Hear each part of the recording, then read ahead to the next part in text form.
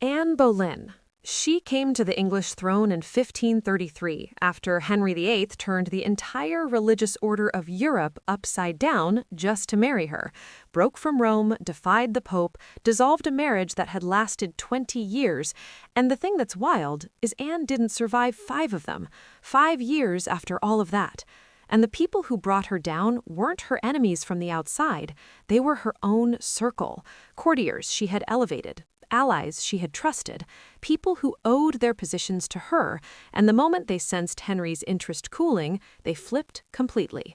The charges against her were adultery and treason, 5 men accused, including her own brother George, and historians today largely agree the evidence was fabricated or extracted under pressure.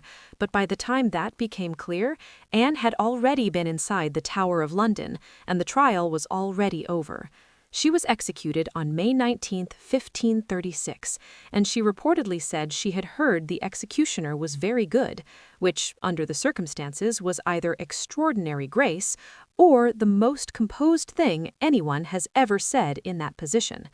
The people who built the case against her went back to their positions at court the same week.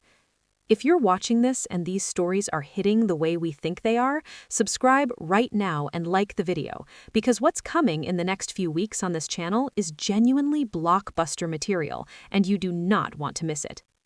Lady Jane Grey was 9 days a queen and never really wanted to be one, which makes her story one of the saddest on this list, because the betrayal started before she even took the throne.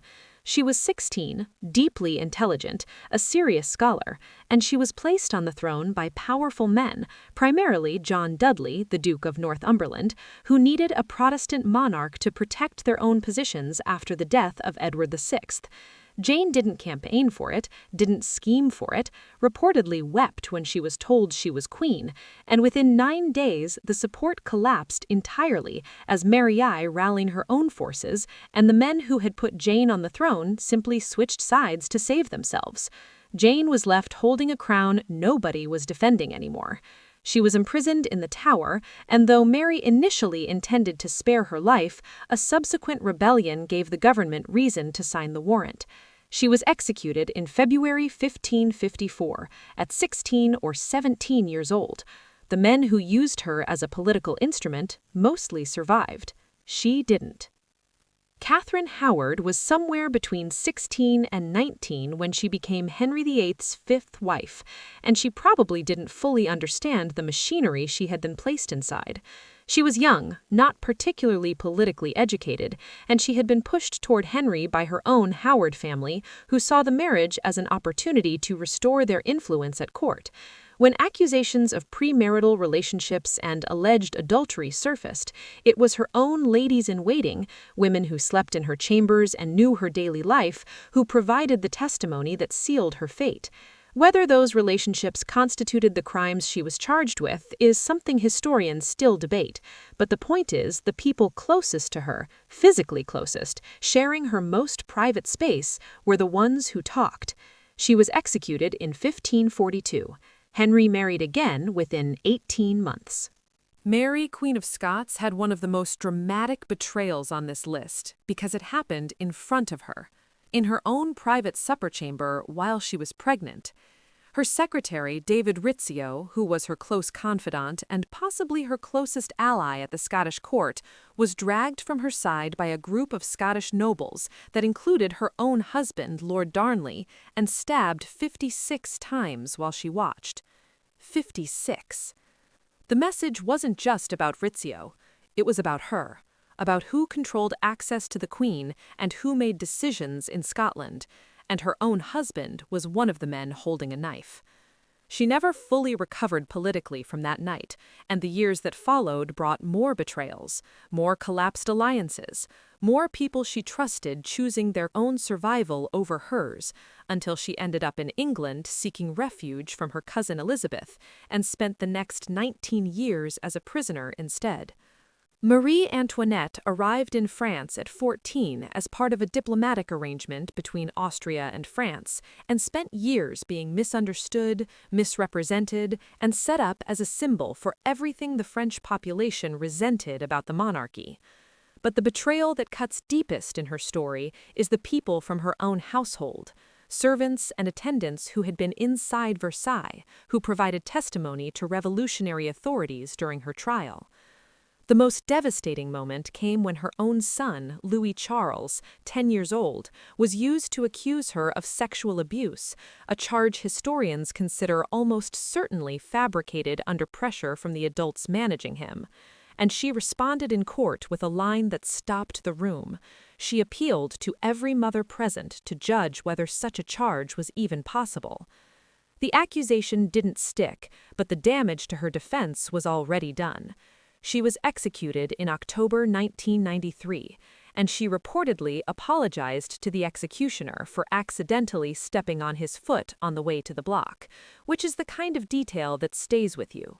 Indira Gandhi was the Prime Minister of India, and she was assassinated on October 31, 1984 by two men who were not strangers, not enemies who had infiltrated from outside, but her own bodyguards. Men from her personal security detail who had been assigned to protect her and had been doing so for months.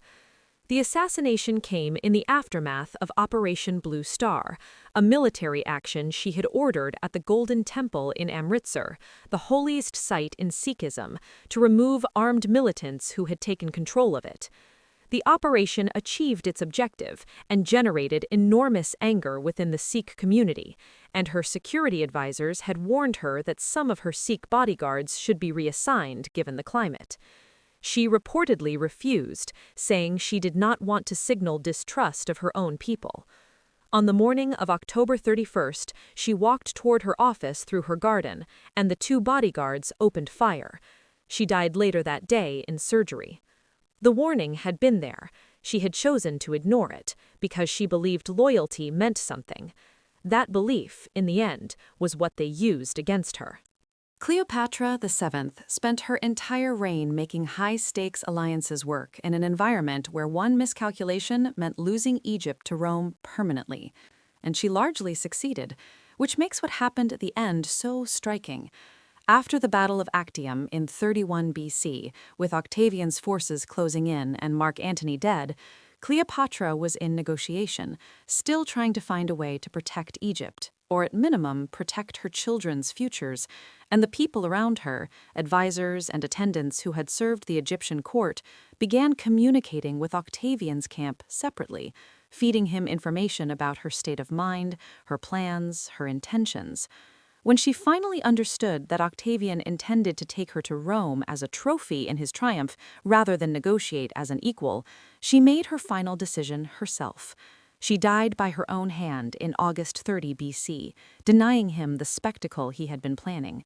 Even at the end, she was the most strategic person in the room.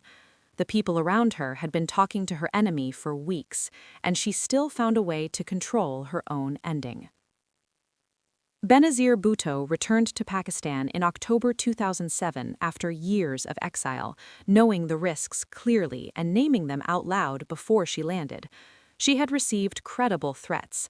She had written letters naming specific individuals she believed would be responsible if something happened to her. On the day she arrived in Karachi, a suicide bombing hit her motorcade and killed over 150 people around her. She survived that one.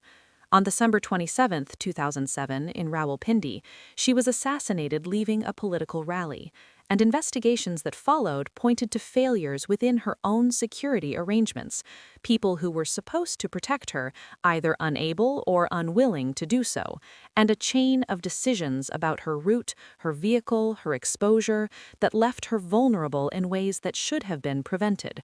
She had written the warnings down, she had named names, and she went anyway, because she believed her return mattered more than her safety, which is either the definition of courage or the definition of what betrayal looks like when it's been fully anticipated and happens regardless. Stay fascinated by the crowns they carried.